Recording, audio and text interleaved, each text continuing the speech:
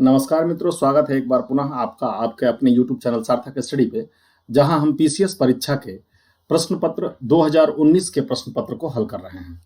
जो परीक्षा की तिथि थी वो 15/12/2019 थी और इसमें हम लगातार 2 पार्ट देख चुके हैं। ये 15/12/2019 को ये परीक्षा हुई थी। इसके लगातार 2 खंड हम देख चुके हैं। जो पहला खंड हमने देखा था वो भारतीय इतिहास से संबंधित था और जो दूसरा खंड हमने देखा था वो ज्योग्राफी से संबंधित था। तीसरे पार्ट में चूंकि हम पूरे प्रश्नों की पूरी व्याख्या करते हैं और यह प्रयास करते हैं कि जो भी प्रश्न है उसमें जितने भी प्रश्न उससे भी जो प्रश्न बन सकते हैं, क्योंकि उत्तर प्रदेश लोक सेवा आयोग जो प्रश्न पूछता है उन्हीं प्रश्नों से प्रश्न निकाल के नए प्रश्न भी बनाता है। तो ऐसी स्थिति में हमारा प्रयास रहता है कि चारों विकल्पों पे हम जाएं और चारों विकल्पों को की इस प्रकार व्याख्या करें ताकि अगर उस प्रश्न से संबंधित या उस प्रश्न से ही निकाल के कोई प्रश्न बनाया जाता है तो उसको आपको हल करने में सरलता हो। इसलिए मित्रों, हम चारों विकल्पों पर विस्तार से चर्चा करते हैं और इसीलिए हमने इतिहास के लगभग 25 प्रश्नों का एक वीडियो अलग, फिर उसके बाद भूगोल का, ज्योग्राफी का एक वीडियो अलग, और अब हम आज देखने जा रहे हैं पर्यावरण का, जिसमें इसके भी सभी जो ऑप्शन हमको मिलेंगे इसमें एबीसीडी के रूप में, उनमें जहां व्याख्या की आवश्यकता होगी वहां निश्चित रूप से हम उसको उसकी व्याख्या के साथ आपको बताएंगे। आपका एक बार समय तो जरूर लगेगा डेफिनेटली, लेकिन वो प्रश्न जो आप यहाँ इस हमारे चैनल पे होते हैं तो जो प्रश्न आप एक बार देखते हैं वो यकीन मानिए आपको जरूर से जरूर वो प्रश्न याद हो जाएंगे। पुनः उन प्रश्नों को कहीं और से पढ़ने की आपको आवश्यकता नहीं होगी। मित्रों, आप एक बार 2 बार अगर इन वीडियो की सीरीज जो 2019 के पेपर का है देख लेते हैं तो आप बिल्कुल विश्वास रख सकते हैं कि आपको पूरा का पूरा 2019 का पेपर तैयार हो जाएगा। इसमें केवल वही समसामयिक के प्रश्न नहीं शामिल होंगे, नहीं तो लगभग सारे प्रश्न इसमें, सारे विषय के प्रश्न इसमें शामिल होंगे। तो आज का जो हम लोगों का है वो पर्यावरण का है और उसका जो पहला ही प्रश्न है वो आपके सामने है। इकोसिस्टम के संबंध में निम्न में क्या सत्य है? जो पहला प्रश्न हम देख रहे हैं कह रहा है कि क्या सत्य है? प्राथमिक उपभोक्ता उत्पादक पर न्यूनतम रूप से आश्रित है। ठीक है, यह कह रहा है कि प्राथमिक उपभोक्ता उत्पादक पर न्यूनतम रूप से आश्रित है। नहीं, क्या कह रहा है यहां पे हमको समझना होगा। अगर हम समझेंगे तो ही हम इस प्रश्न को सही रूप से लगा पाएंगे। उत्पादक क्या होते हैं? सबसे पहले हम जानते हैं उत्पादक। तो उत्पादक जो होते हैं हम देखेंगे यहाँ पे, उत्पादक जो होंगे वो क्या हो जाएंगे? वो आप देखिए घास, ठीक है, या हरे पेड़ पौधे,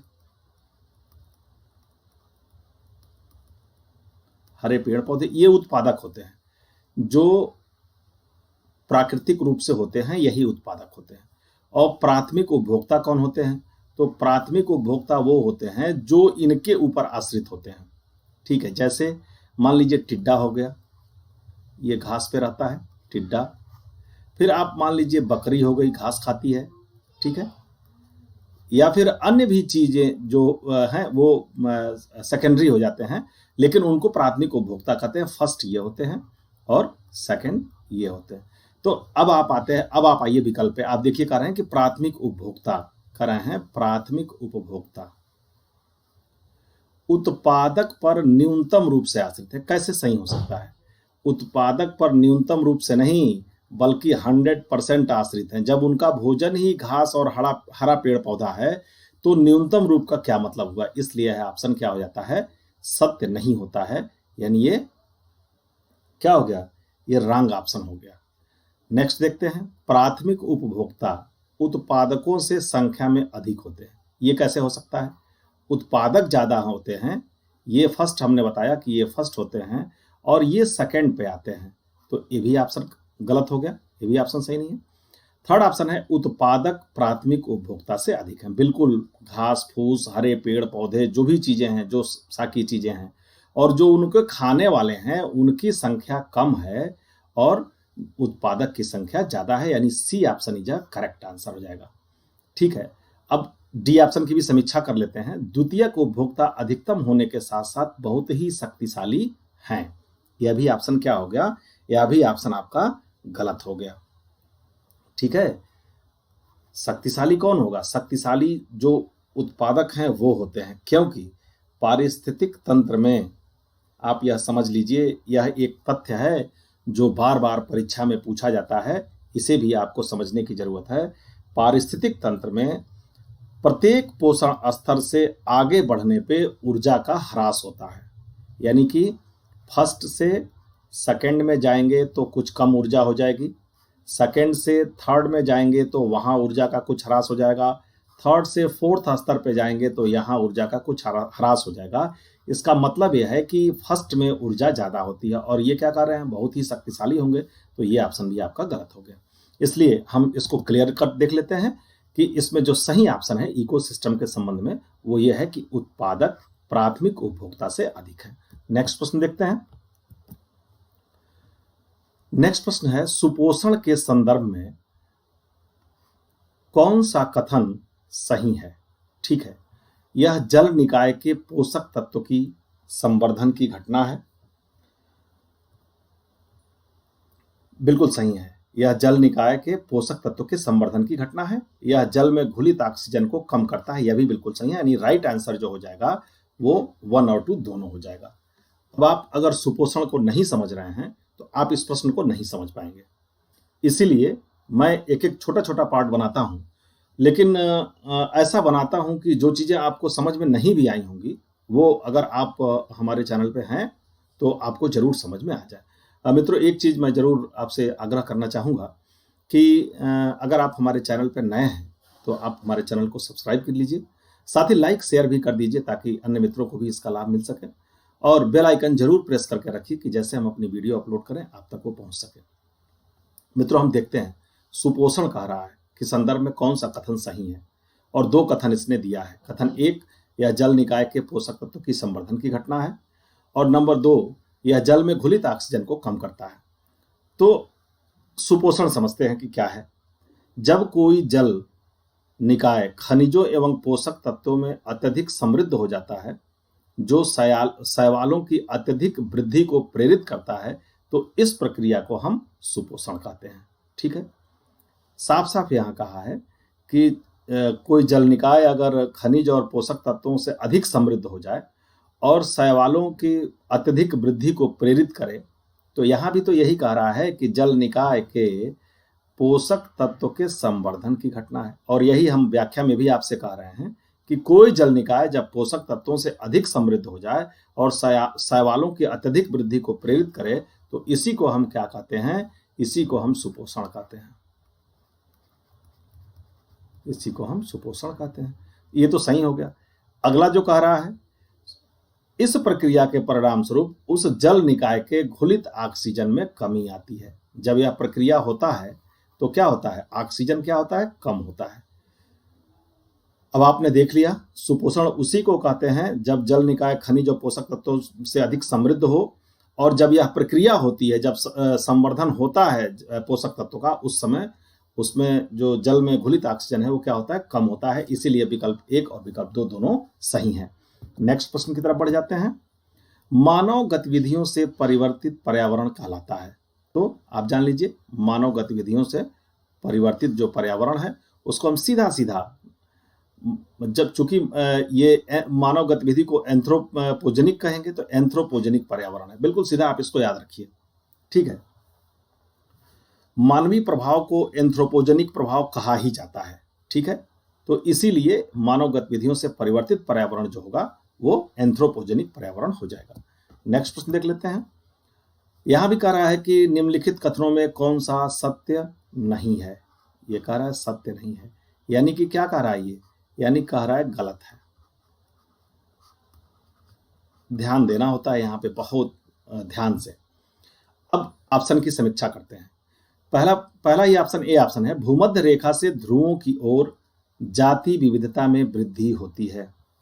तो भूमध्य रेखा से ध्रुवों की ओर जाति विविधता में वृद्धि नहीं होती है, बल्कि क्या होता है, ये होता है ह्रास।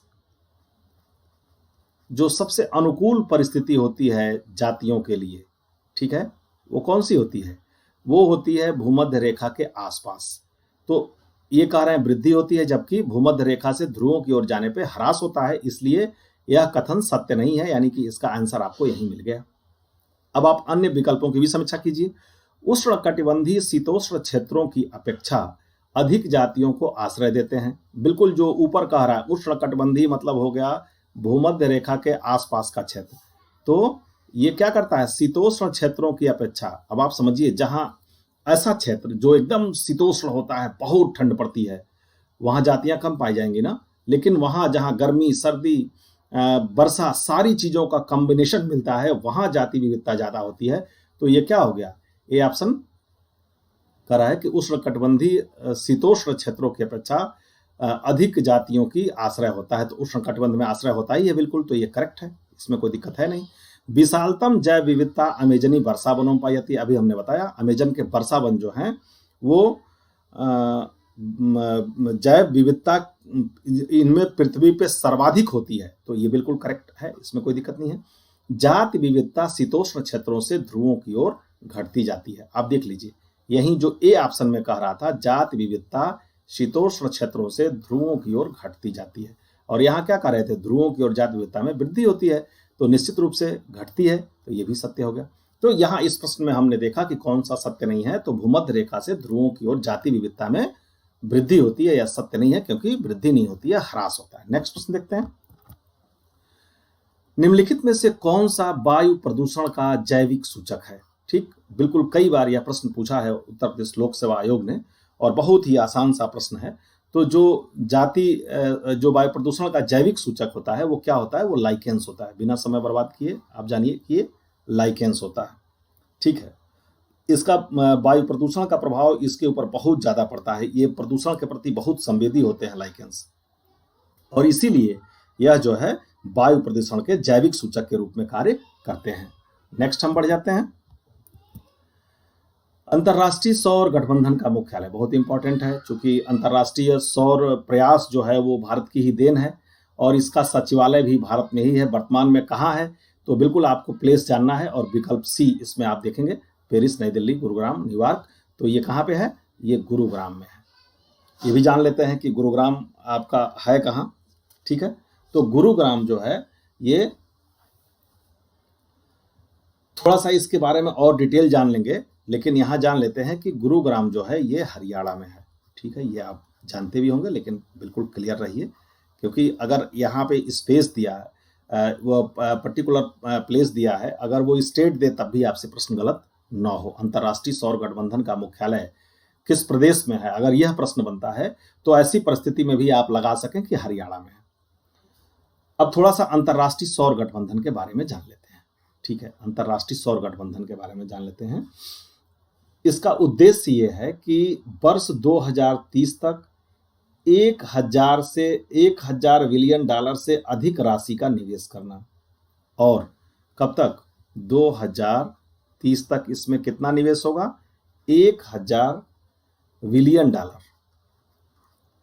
1000 बिलियन डॉलर से अधिक का इसमें निवेश करना है। साथ ही साथ 1000 गीगावाट से अधिक सौर उत्पादन क्षमता के विकास एवं तैनाती को गति प्रदान करना है। कितने गीगावाट, तो ये आपका हो जाएगा 1000 गीगावाट सौर ऊर्जा क्या करना है, उत्पादित करना लक्ष्य है। ये है अंतर्राष्ट्रीय सौर गठबंधन, और इसका मुख्यालय गुरुग्राम हरियाणा में है। नेक्स्ट प्रश्न देख लेते हैं। 100% सौर ऊर्जा से चलने वाला पहला केंद्र शासित प्रदेश, बिल्कुल विकल्प में आते हैं डायरेक्ट, और विकल्प सी इसका करेक्ट आंसर है। उसी समय ये अचीव किया था, इसीलिए यह प्रश्न पूछा गया था, यानी कि दीव में। ठीक है, नेक्स्ट प्रश्न की तरफ बढ़ जाते हैं। मित्रों, हमने प्रारंभ में ही कहा कि जिस प्रश्न में व्याख्या की कोई आवश्यकता नहीं है वहां मैं बहुत व्याख्या नहीं करूंगा, डायरेक्ट आगे बढ़ूंगा। लेकिन जहां लगेगा कि यहाँ तथ्यात्मक चीज है और इसको समझना चाहिए, और इससे कोई भी प्रश्न बने तो हल कर सकें, इस स्थिति में हमको आने के लिए सारे विकल्पों की समीक्षा करनी है, वहां हम सारे विकल्प पढ़ते हैं। पुनः हम हमारे सामने है, निम्नलिखित घटनाओं को कालानुक्रम के अनुसार व्यवस्थित कीजिए। और यहाँ सिर्फ और सिर्फ एक ही चीज है कि आप सबको जानिए कि किसका कालानुक्रम क्या है। जैसे वन्य जीव संरक्षण अधिनियम जो देख रहे हैं ये आपका है 1972। जैव विविधता अधिनियम आप देख रहे हैं ये है आपका 2002। आपको बिल्कुल याद होना चाहिए। प्रोजेक्ट टाइगर आप देख रहे हैं, प्रोजेक्ट टाइगर है 1973। और प्रोजेक्ट हाथी जो है ये कब है, ये 1992 है। अब ऐसे में हम जब हमको ये चारों याद रहेगा कि ये चारों इंपॉर्टेंट है, चारों बार बार लोकसभा आयोग पूछता है। वन्य जीव संरक्षण अधिनियम 72, जैव विविधता अधिनियम 2002, प्रोजेक्ट टाइगर 1973 और प्रोजेक्ट हाथी 1992। कालानुक्रम के अनुसार लगा लेंगे। सबसे पहले कौन आता है, तो 72 आता है, यानी फर्स्ट हो गया। फर्स्ट देखेंगे कहाँ है, तो फर्स्ट यहाँ पे भी है और फर्स्ट यहाँ पे भी है। सेकंड पे कौन आएगा, 72 के बाद आएगा 73, ये सेकंड होगा, यानी कि कौन आ गया अब हमारे पास, थर्ड आ गया। तो थर्ड देखें किस ऑप्शन में, इसमें सेकंड है और इसमें क्या है, थर्ड है। यानी केवल अगर 2 ऑप्शन आपको इसमें पता है तो इस प्रश्न का उत्तर आप लगा लेंगे। इस प्रश्न का राइट आंसर जो है बी है। अब आप फोर्थ पे देखेंगे तो फोर्थ पे कौन आ जाएगा, तो ये थर्ड पे देखेंगे तो कौन आएगा, तो 1992 आएगा, फिर 2002 आएगा, यानी कि ये 4 हो गया, फिर 2 हो गया। तो इसका राइट आंसर बी हो गया। और इसमें जितने भी वो दिए हुए हैं अधिनियम या प्रोजेक्ट टाइगर, प्रोजेक्ट हाथी, ये सबका सन हमें याद होना चाहिए। नेक्स्ट प्रश्न देख लेते हैं हम। पर्यावरणीय कुजनेट्स वक्र, ये थोड़ा सा डिफिकल्ट प्रश्न है। पर्यावरणीय क्षति एवं प्रति व्यक्ति जीडीपी के मध्य संबंध को दर्शाता है। सबसे पहले इस प्रश्न में हम यही जान लेते हैं कि पर्यावरणीय कुजनेट्स वक्र क्या होता है। ठीक है मित्रों, तो ये क्या होता है, यहाँ एक प्रश्न ये ऑलरेडी इसमें छिपा हुआ है। पर्यावरणीय क्षति एवं प्रति व्यक्ति जीडीपी के मध्य संबंध है। ये एक प्रश्न यही है कि पर्यावरणीय कुजनेट्स वक्र क्या है। तो ये पर्यावरणीय क्षति एवं प्रति व्यक्ति जीडीपी के मध्य संबंध है। इस पर्यावरणीय कुजनेट्स वक्र का आकार कैसा होता है पूछ रहा है, तो आप यहां से याद कर लीजिए, ये उल्टा यू आकार का होता है। विकल्प ए इसका करेक्ट आंसर है। क्योंकि आप जब इसमें जाएंगे डिटेल में तो कुछ चीजें आपको समझ में आएंगी और कुछ आपको समझ में नहीं आएंगी। 1 मिनट के लिए मैं इसको डिटेल करता हूं, आप ध्यान से देखेंगे। पर्यावरणीय कुजनेट्स वक्र पर्यावरणीय निम्नीकरण तथा प्रति व्यक्ति जीडीपी के मध्य संबंध को प्रदर्शित करता है। आर्थिक समृद्धि के प्रारंभिक चरणों में प्रदूषण एवं पर्यावरण पर अन्य अमानवीय प्रभावों में वृद्धि हुई, लेकिन प्रति व्यक्ति जीडीपी के कुछ स्तर के पश्चात यह प्रवृत्ति उलट गई और उच्च आय स्तरों पर आर्थिक समृद्धि से पर्यावरण में सुधार प्रदर्शित हुआ। इसका अर्थ क्या हो गया कि पर्यावरणीय प्रभाव या प्रति व्यक्ति उत्सर्जन प्रति व्यक्ति जीडीपी का उल्टा यू का फलन है। ठीक है, यू कैसे बनता है, यू ऐसे बनता है और ये कैसे हो गया, ये ऐसे हो गया। तो क्या हो गया, ये उल्टा यू का फलन हो गया कि नहीं हो गया, तो इसीलिए ये उल्टा यू है। ठीक है, ये समझ में आ गया होगा पूरी तरह से, उल्टा यू है। नेक्स्ट प्रश्न की तरफ बढ़ जाते हैं। नेक्स्ट प्रश्न देखिए, कथन और कारण हमको मिल गए और हमको कह रहा है कि आप समीक्षा कीजिए। सतत विकास मानव समाज के कल्याण हेतु महत्वपूर्ण है। बिल्कुल, सतत विकास मानव समाज के कल्याण हेतु महत्वपूर्ण है, बिल्कुल करेक्ट है, इसमें कहीं से कोई डाउट नहीं है। सतत विकास से अभिप्राय ऐसे विकास से है, आप देखिए आर, सतत विकास से अभिप्राय ऐसे विकास से है जो भावी पीढ़ियों की जरूरतों को पूरी करने की योग्यता को प्रभावित किए बिना ही हमारी आवश्यकता को पूरी करे। तो कथन ए सही है और उसकी आर सही व्याख्या है, यानी इस प्रश्न का जो सही उत्तर हो गया ए हो गया। ए तथा आर दोनों सही है तथा आर कथन ए की सही व्याख्या है। सतत विकास होता क्या है, सतत विकास जो होता है वो यही होता है कि आने वाली पीढ़ियों की जरूरतों को पूरी करने की योग्यता, सतत विकास योग्यता को प्रभावित किए बिना वर्तमान समय की आवश्यकता को पूरा करें, यही सतत विकास है। ठीक है, जैसे सतत विकास अगर हमको जानना है, यहाँ से हम जान लेते हैं कि सतत विकास क्या चीज़ है। तो सतत विकास यह है कि जैसे मान लीजिए पानी हुआ, तो पानी का हम इस प्रकार प्रयोग करें कि हम तो प्रयोग करें ही, हमारी आगे आने वाली पीढ़ियों के लिए भी पानी बचा रहे, यही सतत विकास है। इसी तरह से मान लीजिए लकड़ी है, पेड़ पौधे हो गए, ठीक है, तो लकड़ी का हम ऐसा प्रयोग करें कि हम तो प्रयोग करें ही, हमारे आगे आने वाली पीढ़ियों के लिए भी लकड़ी बची रहे। तो कथन और कारण दोनों आप देखेंगे तो इसने बताया है, कारण में इसने बताया है कि सतत विकास से अभिप्राय ऐसे विकास से है जो भावी पीढ़ियों की जरूरतों को पूरी करने की योग्यता को प्रभावित किए बिना वर्तमान समय की आवश्यकता को पूरी करे। ठीक है, नेक्स्ट प्रश्न की तरफ बढ़ जाते हैं। निम्नलिखित में से भारत के संविधान के किसमें पर्यावरण संरक्षण एवं संवर्धन तथा वन व वन्य जीव की रक्षा के प्रावधान पाए जाते हैं? यहाँ देखिए, केवल राज्य के नीति निर्देशक तत्वों में, केवल मूल कर्तव्यों में, ए और बी दोनों में, उपरोक्त में से कोई नहीं। इस प्रश्न का सही उत्तर होगा ए और बी दोनों में, यानी राज्य के नीति निर्देशक तत्वों में भी पाया जाता है और मूल कर्तव्य में भी पाया जाता है। अब राज्य के नीति निर्देशक तत्व में अनुच्छेद 48A के अनुसार, ठीक है, 48A किस में आएगा? ये जब हम संविधान पढ़ेंगे तो देखेंगे, ये राज्य के नीति निर्देशक तत्वों के अंतर्गत आएगा। इसमें बताया गया है कि राज्य पर्यावरण के संरक्षण तथा संवर्धन का और वन तथा वन्य जीवों की रक्षा करने का प्रयास करेगा। तो नीति तत्व में आ गया। मूल कर्तव्यों में हम देखेंगे तो मूल कर्तव्य में भी जो 51A जी है, ये क्या कहता है? ये कहता है कि प्राकृतिक पर्यावरण की, जिसके अंतर्गत वन, झील, नदी और वन्य जीव हैं, रक्षा करे तथा उसका संवर्धन करे तथा प्राणी मात्र के प्रति दया भाव रखे। तो 48A में नीति निर्देशक तत्व में वर्णित है और 51 जी में मूल कर्तव्य में वर्णित है। इसीलिए पर्यावरण संरक्षण एवं संवर्धन व वन व वन्य जीव की रक्षा के प्रावधान जो हैं वो विकल्प ए और बी दोनों में माने जाएंगे। नेक्स्ट प्रश्न देख लेते हैं। नेक्स्ट प्रश्न भी बहुत ही इंपॉर्टेंट है और ये हमको जानना है कि ये कह रहा है कि कौन निम्नलिखित में से कौन सा सही सुमेलित नहीं है। ठीक है, तो कार्टाजेना प्रोटोकॉल, ये बायोसेफ्टी, ये बिल्कुल सुमेलित है। स्टॉकहोम सम्मेलन, ये जैविक प्रदूषक से संबंधित है, सही है। मॉन्ट्रियल प्रोटोकॉल आप जानते ही हैं, ओजोन परत के संरक्षण से संबंधित है। क्योटो प्रोटोकॉल, ये जल संरक्षण नहीं है और कह रहा है सुमेलित नहीं है, तो इस प्रश्न का जो सही उत्तर हो जाएगा वो डी हो जाएगा, क्योटो प्रोटोकॉल जल संरक्षण। लेकिन क्योटो प्रोटोकॉल किससे संबंधित है? तो ये हम देखेंगे, क्योटो प्रोटोकॉल जो है वो जलवायु परिवर्तन से संबंधित है। ठीक है, तो इसको हम यहाँ पे अगर जलवायु परिवर्तन लिख दें, जलवायु परिवर्तन, तो यह हम क्या हो जाएगा? तो ये प्रश्न जो है जलवायु परिवर्तन, जैसे ही हम इसको लिखेंगे यह प्रश्न सही हो जाएगा, क्योटो प्रोटोकॉल। ये जो चारों ऑप्शन हैं ये हमको जानना है। ठीक है, नेक्स्ट प्रश्न देखते हैं। नेक्स्ट है कि कथन ए और कथन आर दिया गया है। ये कह रहा है कि उष्णकटिबंधीय देशों में, कथन ए कह रहा है कि उष्णकटिबंधीय देशों में तितलियों की प्रजातियां सर्वाधिक संख्या में पाई जाती हैं।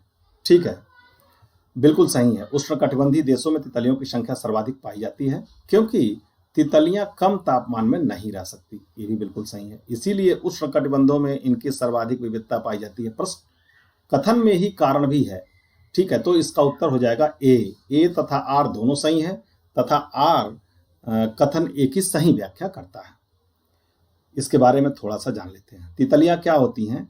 तितलियां अनियत तापी प्राणी हैं, कोल्ड ब्लडेड हैं, इसीलिए इनके रहने के लिए उष्ण एवं गर्म जलवायु वाला क्षेत्र ही सर्वश्रेष्ठ होता है। यानी ये कौन सा क्षेत्र हो गया? ये उष्णकटिबंधीय क्षेत्र हो गया, उष्ण एवं गर्म। ठीक है, तो यह कह रहा है कि इसीलिए तितलियों की सर्वाधिक संख्या जो है, प्रजातियां जो हैं, वो उष्णकटिबंधीय देशों में पाई जाती हैं। तितलियां अपने शरीर के तापमान को विनियमित करने में सक्षम नहीं होती हैं। परिणाम स्वरूप इनके शरीर का तापमान आसपास के तापमान के अनुसार बदलता रहता है। बहुत कम तापमान होने की स्थिति में यह उड़ान नहीं भर सकती है। नेक्स्ट प्रश्न देख लेते हैं। नेक्स्ट प्रश्न जो है, पारिस्थितिक तंत्र में एक पोषी स्तर से दूसरे पोषी स्तर में स्थानांतरण में ऊर्जा की मात्रा। देखिए, ये जब हम लोग शुरू में स्टार्टिंग में ही पढ़ रहे थे तभी हम लोग पढ़ रहे थे कि एक पोषी स्तर से दूसरे पोषी स्तर में जब जाता है तो क्या होता है। हमने वही बताया है आपसे, ऊर्जा की मात्रा जो होती है वो घटती जाती है, यानी कि विकल्प बी इसका करेक्ट आंसर होगा। ऊर्जा की मात्रा क्या होगी? घटेगी, ऊर्जा की मात्रा का ह्रास होता चला जाता है। नेक्स्ट प्रश्न हम देख लेते हैं। निम्नलिखित में से कौन सा जैविक नाइट्रोजन निर्धारण से संबंधित है? तो इसमें कौन सा हो जाएगा जैविक नाइट्रोजन निर्धारण में?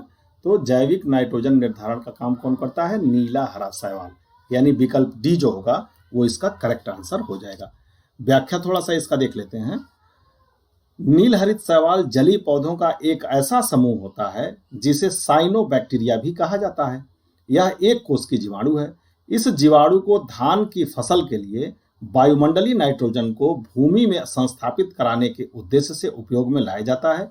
नील हरित शैवाल प्रकाश संश्लेषण से ऊर्जा ग्रहण करके वायुमंडलीय नाइट्रोजन का भूमि में स्थिरीकरण करता है। तो जैविक नाइट्रोजन निर्धारण से संबंधित कौन हो गया? नीला हरा शैवाल हो गया। नेक्स्ट प्रश्न हम देख लेते हैं। धुआं, जिसको स्मॉग कह रहा है, आवश्यक रूप से वायुमंडल में निम्नलिखित की उपस्थिति के कारण होता है। किसके कारण होता है? ऑक्सीजन तथा ओजोन, ठीक है, ओजोन तथा नाइट्रोजन, ऑक्सीजन तथा नाइट्रोजन, या नाइट्रोजन तथा सल्फर के ऑक्साइड।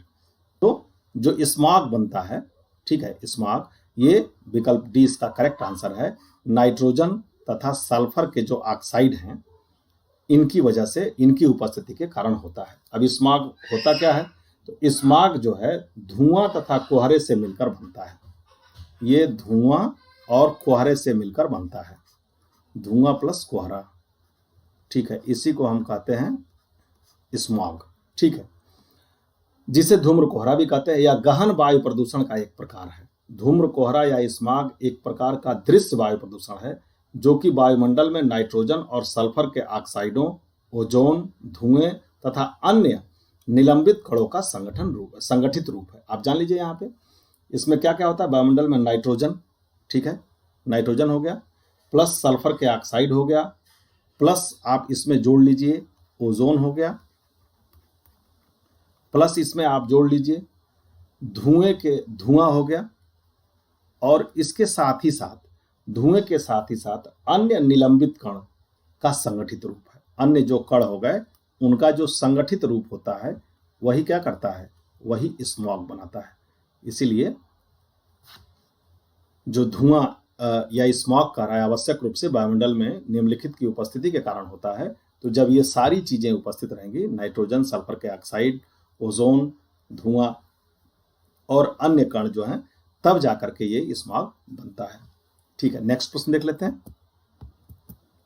निम्नलिखित क्षेत्रों में किसमें दुर्लभ उपलब्धि के लिए वैश्विक 500 पुरस्कार दिया जाता है? तो दुर्लभ उपलब्धि मतलब एक विशेष उपलब्धि आप कह सकते हैं इसको। तो यह जो है पर्यावरण संरक्षण में यह दिया जाता है।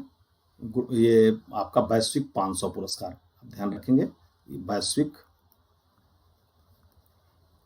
500 पुरस्कार है ये, और ये पर्यावरण के क्षेत्र में दिया जाता है। नेक्स्ट प्रश्न हम देख लेते हैं। भारत में सबसे अधिक जैव विविधता संपन्न क्षेत्र कौन सा है? गंगा का मैदान है, ट्रांस हिमालय है, पश्चिमी घाट है, या मध्य भारत है? तो सबसे अधिक जैव विविधता संपन्न क्षेत्र जो भारत में है वो हो जाता है आपका पश्चिमी घाट। अब भारत में कितने जैव विविधता क्षेत्र हैं, यह चीज अगर हम जान लें तो जैव विविधता हॉट स्पॉट जो पाए जाते हैं वो केवल उष्णकटिबंधीय प्रदेशों में ही नहीं बल्कि उच्च अक्षांशीय प्रदेशों में भी पाए जाते हैं। भारत में निम्नलिखित जो आप देखेंगे 4 जैव विविधता हॉट स्पॉट हैं। कौन कौन से हैं भारत में, इनको हम समझ लेते हैं। एक तो पूर्वी हिमालय है, पूर्वी हिमालय। दूसरा आपका जो है वो हो जाएगा पश्चिमी घाट, जो आपके ऑप्शन में पूछा गया है। हो सकता है अगले ऑप्शन में पश्चिमी घाट की जगह पूर्वी हिमालय पूछ लिया जाए, इसीलिए हम भारत के जो जैव विविधता हॉट स्पॉट हैं उनके नाम आपको बता रहे हैं। भारत, म्यांमार सीमा एवं सुंडालैंड। फिर क्या हो जाएगा? भारत और म्यांमार सीमा हो जाएगा, भारत प्लस म्यांमार सीमा। और जो चौथा हो जाएगा वो क्या हो जाएगा? सुंडालैंड हो जाएगा। थोड़ा सा यहाँ और समझने की चीज है, अगर आप समझ लेंगे तो इससे जैव विविधता संपन्न क्षेत्र से कोई भी प्रश्न आपसे पूछा जाएगा परीक्षा में। यहाँ तो एक पश्चिमी घाट को पूछा गया है, लेकिन हो सकता है पूर्वी हिमालय पूछ लिया जाए, हो सकता है सुंडालैंड पूछ लिया जाए, हो सकता है भारत म्यांमार सीमा पूछ लिया जाए। इसीलिए इसकी संपूर्ण व्याख्या मैं कर रहा हूं कि भारत में सबसे अधिक जैव विविधता संपन्न क्षेत्र से कोई भी प्रश्न पूछा जाए तो आपसे गलत न हो। आगे आप देख लीजिए, अंडमान एवं निकोबार द्वीप समूह भारत म्यांमार सीमा तथा सुंडालैंड का ही भाग है। जो अगर कहीं विकल्प में अंडमान निकोबार आ जाए तो अंडमान निकोबार जो क्षेत्र है वो क्या है? आप देखेंगे यह जो है भारत म्यांमार सीमा और सुंडालैंड का ही भाग है। भारत म्यांमार सीमा और ये सुंडालैंड का ही भाग है अंडमान। तो अगर विकल्प में देता है भारत में सबसे अधिक जैव विविधता संपन्न क्षेत्र है और उसमें 3 विकल्प अन्य देता है और 1 विकल्प अंडमान देता है, तो वहां आपका आंसर क्या हो जाएगा? वहां आपका आंसर अंडमान हो जाएगा। कंजर्वेशन इंटरनेशनल द्वारा जैव विविधता से संबंधित प्रखर स्थलों की जारी अद्यतन सूची में विश्व के 36 स्थल जो हैं वो सूचीबद्ध हैं। कितने हैं? 36 स्थल जो हैं वो सूचीबद्ध हैं, जिसमें भारत के पश्चिमी घाट सहित श्रीलंका तथा पूर्वी हिमालय क्षेत्र का भी नामोल्लेख है। नेक्स्ट प्रश्न की तरफ बढ़ जाते हैं।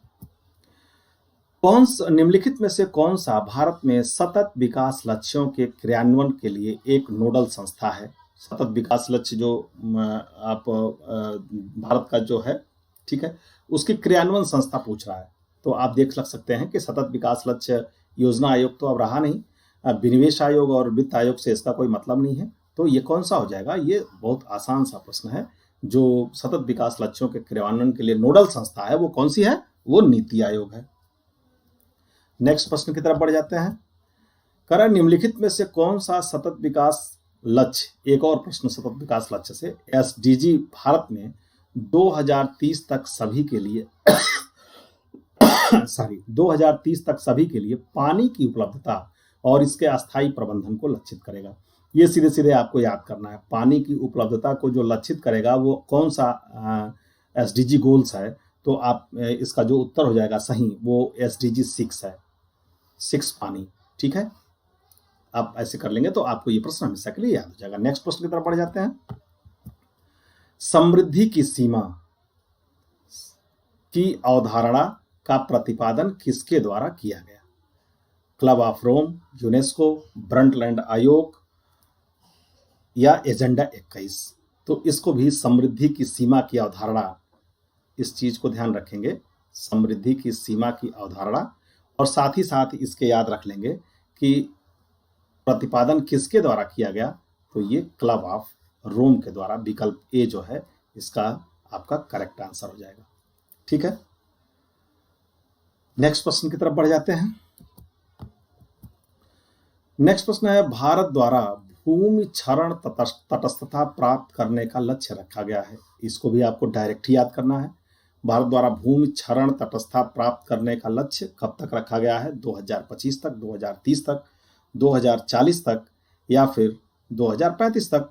तो विकल्प बी करेक्ट आंसर है, यानी कि 2030 तक भूमि क्षरण तटस्थता प्राप्त करने का लक्ष्य रखा गया है। ठीक है, अब इसके बाद जो पर्यावरण से संबंधित प्रश्न थे मित्रों वो यहीं तक थे।